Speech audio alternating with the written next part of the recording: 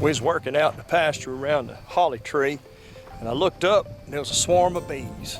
So Pam and Ian went into action, called our friend Roger. He came over with a bee swarm vacuum, and he's gonna take them home, let them adjust for about a week, week and a half, then he'll bring them back over here. The reason he's doing that is those bees came from Pam's other hive, and we just don't want to put them in there right away, right next to them. They might fight.